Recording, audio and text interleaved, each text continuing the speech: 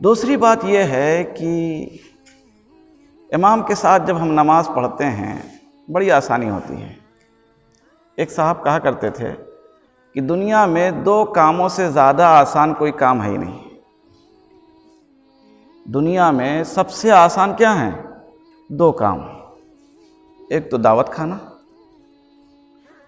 جانتے ہیں آپ؟ جاتے ہیں، پلیٹ وہ لے کے آئے، دسترخوان وہ لے کے بچھائے، پانی وہ آپ کو لا کے دے، بلکہ آپ کے گلاس میں بھر بھی دے۔ کیا ہے عمران صاحب؟ تو دعوت کھانے میں کوئی پریشانی ہوتی ہے؟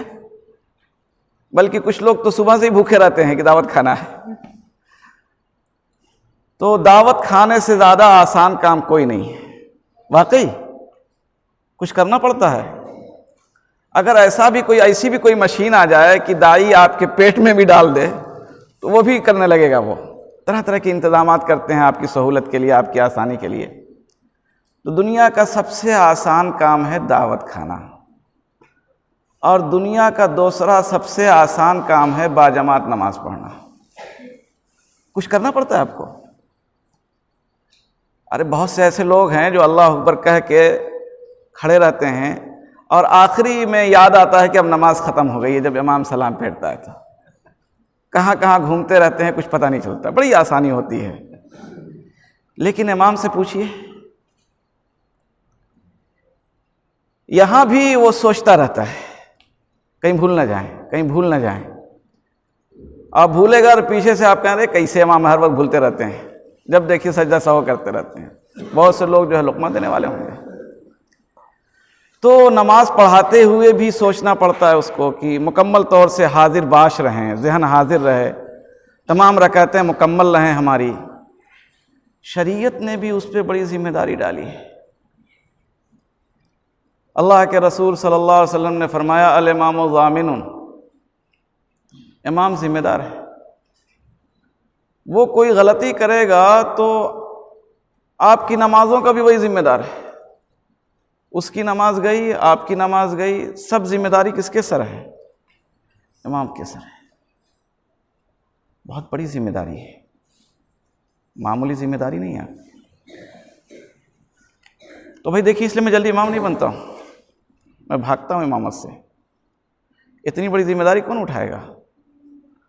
تو مجھ کو موقع ملتا ہے بہت، اس سے آخری چارہ کار کے طور میں امام بنتا ہوں۔ اپنی مسجد میں، مدرسے کی مسجد میں امامت نہیں کرتا ہوں، اس لیے کہ امام کی بہت بڑی ذمہ داری ہے۔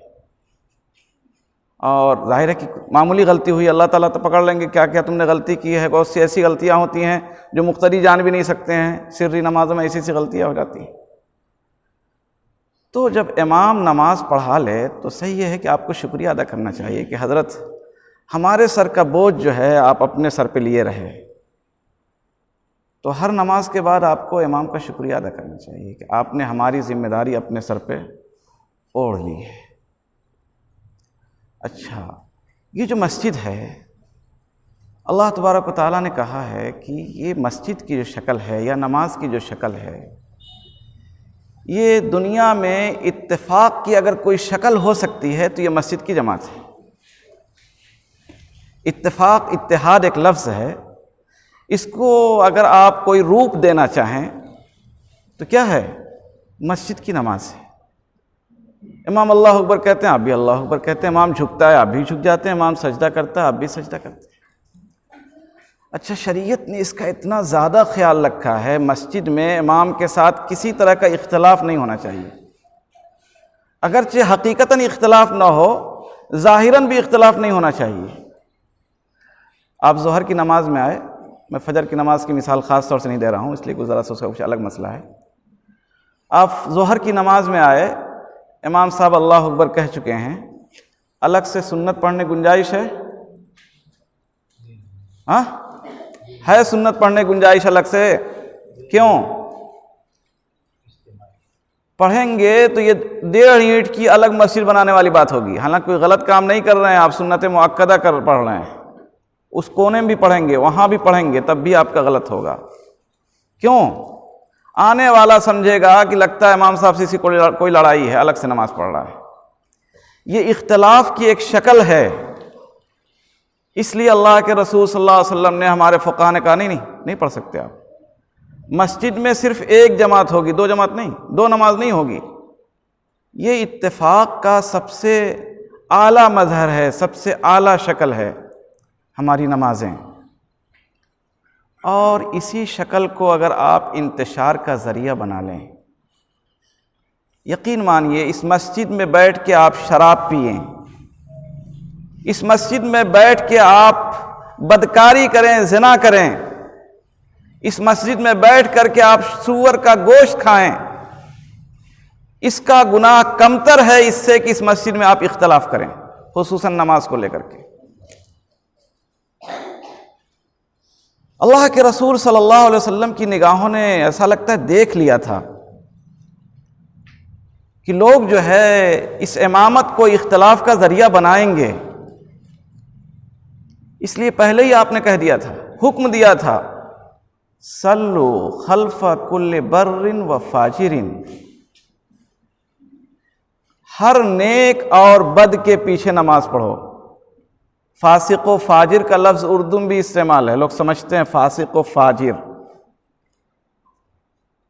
فاجر کون ہوگا؟ جو علل اعلان برائیاں کرتا ہو، سب دیکھتے ہوں کہ یہ شراب پی رہا ہے، سب دیکھتے ہیں کہ جھوٹ بول رہا ہے، سب دیکھ رہے ہیں کہ جوا کھیل رہا ہے، ایسا شخص کیا ہوگا؟ فاجر ہوگا۔ چھپ چھپ کے کرے تو کون دیکھتا ہے؟ تو کہا گیا کہ یہ فاجر شخص بھی نماز پڑھائے تو اس کے پیچھے نماز پڑھو، الگ سے نہیں، بعد میں نہیں، اس کے ساتھ نماز پڑھو۔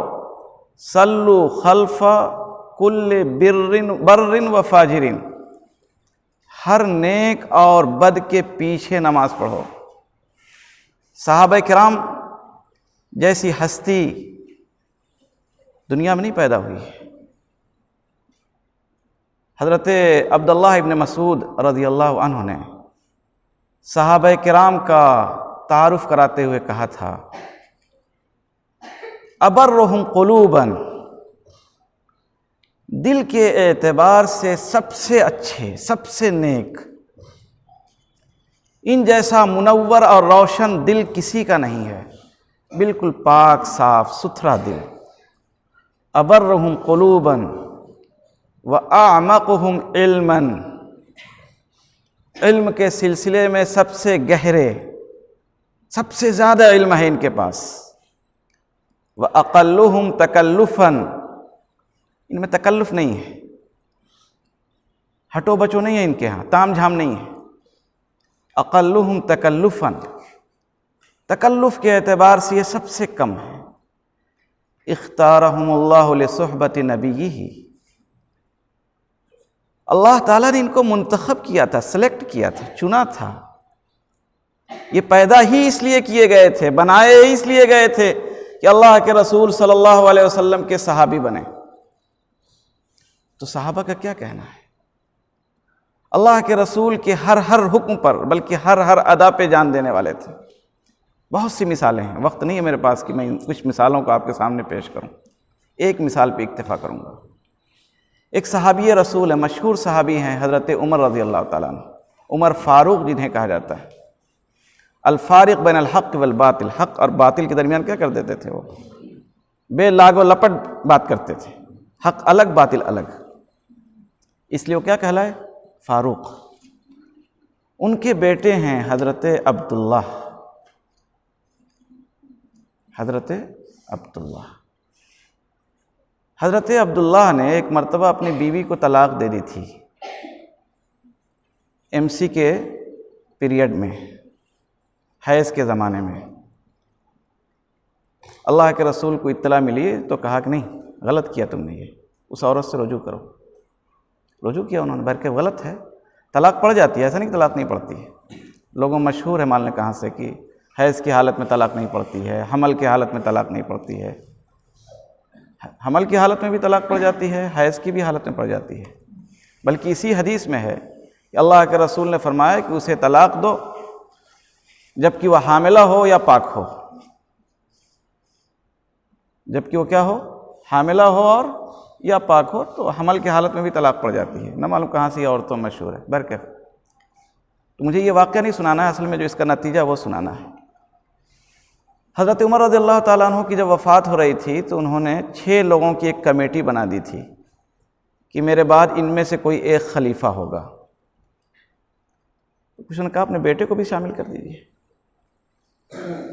تو کہا اس شخص کو سنت طریقے سے طلاق تو دینی نہیں آتی ہے تو یہ خلافت کیا چلائے گا؟ یعنی مام ایک مرتبہ سنت چھوٹ گئی تھی، باپ زندگی بھر ڈھوتے رہے کہ یہ شخص اس نے سنت کی خلاف ورزی کی ہے، اس لیے خلافت کے لیے جو پینل بنایا گیا تھا اس میں شامل نہیں کیا. کہا البتہ یہ جو ہے رائے دے سکتے ہیں، بس خلیفہ ان کو نہیں بنایا جائے گا، البتہ چونکہ میرے بیٹے ہیں اس لیے شامل کر لیجئے ان کو، یہ رائے دے سکتے ہیں، ووٹ دے سکتے ہیں، لیکن ان کو خلیفہ نہیں چنا جائے گا. اور ان کے بارے میں تذکرہ نگاروں نے یہ لکھا ہے کہ یہ ہر چیز میں اللہ کے رسول صلی اللہ علیہ وسلم کی نقالی کیا کرتے تھے. نقالی عجیب سا لفظ ہو جائے گا میں، لیکن اس مفہوم کو ادا کرنے کے لیے میرے پاس کوئی اور لفظ نہیں ہے. یعنی اللہ کے رسول کیسے چلتے تھے ویسی چلنے کی کوشش کرتے تھے. یعنی ان چیز کو ہمارے فقہی زبان میں کہا جاتا ہے سنت زوائد. یعنی اللہ کے رسول صلی اللہ علیہ وسلم وہ چیزیں جو بطور عادت کیا کرتے تھے، حضور کیسے بولتے تھے ویسی بولنے کی کوشش کرتے تھے. بہت مشکل کام ہے، یہ مطلوب بھی نہیں ہے، اللہ کے رسول نے حکم نہیں دیا کہ ان سب چیزوں میری پیروی کرو، لیکن بہرکیف وہ کوشش کرتے تھے. انتہا یہ تھی کہ اللہ کے رسول صلی اللہ علیہ وسلم حج کے لیے جاتے ہوئے جہاں جہاں قضاء حاجت کے لیے گئے تھے، پیشاب اور پیخانے کے لیے گئے تھے، جب یہ سفر حاجت کے لیے جاتے تھے پوچھتے تھے کہ اللہ کے رسول کہاں کہاں بیٹھے تھے جا کر کے. ان کو ضرورت محسوس ہو یا نہ ہو اتنی وقت تک جا کر کے وہاں بیٹھے رہتے تھے. تو اس شخص کے بارے میں ذرا سوچئے کیسے ہوں گے. تو سنت نبوی کی پیروی کرنے والے، بلکہ اس کے لیے جو لفظ استعمال کیجئے بڑا چھوٹا سا لفظ ہوگا، عاشق. اللہ کے رسول صلی اللہ علیہ وسلم کے کیا تھے یہ؟ عاشق. یہ بھی بڑا محدود لفظ ہے عاشق. یعنی اس کو کوئی نام نہیں دے سکتے، میں نہیں سمجھتا ہوں ڈکشنری میں اس کے لیے کوئی الفاظ ہوگا. کیا لفظ ہوگا اس کے لیے؟ تو ایک طرف تو یہ ذات ہے، اور دوسری طرف حجاج کا نام سنا آپ نے؟ حجاج کا نام سنا آپ نے؟ یہ وہ شخص ہے جس نے سینکڑوں صحابہ کو قتل کیا ہے.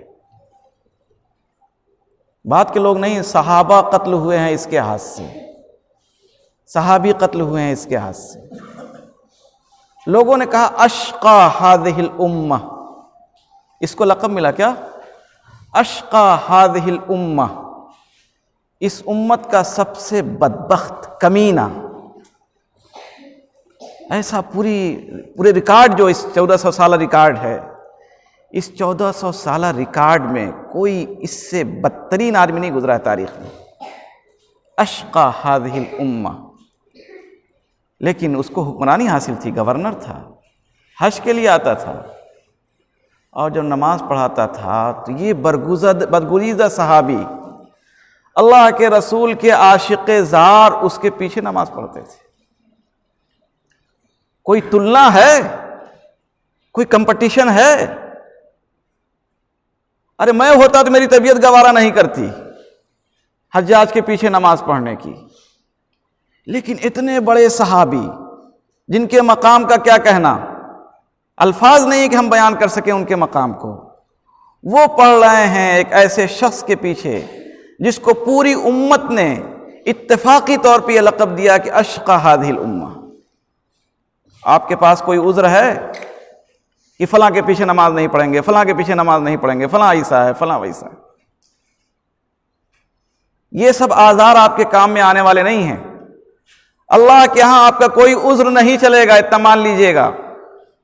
یہ مثال ہے ایک صحابی رسول کی، بہت سے اور بھی مثالیں ہیں. حضرت علی رضی اللہ تعالیٰ عنہ، حضرت معاویہ رضی اللہ تعالیٰ عنہ، دونوں میں لڑائی ہو رہی ہے، گردنیں ایک دوسرے کی کاٹ رہے ہیں. سینکڑوں لوگ اس جنگ میں مارے گئے، جنگ صفین نام دیا جاتا ہے اس جنگ کا. اسلامی تاریخ کا ایک بدترین واقعہ ہے کہ بھائی بھائی کو قتل کر رہا ہے. لیکن جب نماز ہوتی تھی تو سب حضرت علی کی قیادت میں نماز پڑھتے تھے. وہی جو ابھی ایک دوسرے کی گردن اڑا رہے تھے، نماز ہوئی تو کہاں آ گئے؟ ایک ساتھ۔ نماز میں اختلاف نہیں، لڑیں گے ہم باہر، لیکن نماز میں ہم نہیں لڑیں گے کہ ہم الگ الگ جماعت کر لیں، اس کے پیچھے نہیں پڑیں گے، نہیں ہم بعد میں پڑھ لیں گے، یہ گوارا نہیں ہے۔ تو کیا ہمارے پاس جو عذر ہے وہ اس سے بھی زیادہ ہے؟ مسجد میں اختلاف نہیں ہونا چاہیے، اختلاف کیجئے، لڑیے جھگڑیے، گھر میں رہیے، اپنے اختلاف کو اپنے گھر تک رکھیے، مسجد میں ہرگز مت لے کے آئیے۔ اللہ تبارک و تعالیٰ سے دعا ہے، اللہ تبارک و تعالیٰ مجھے بھی ان باتوں پر عمل کی توفیق عطا فرمائے اور آپ کو بھی ان باتوں پہ عمل کی توفیق عطا فرمائے۔ وآخر دعوانا الحمدللہ رب العالمین۔ جزاکم اللہ خیر۔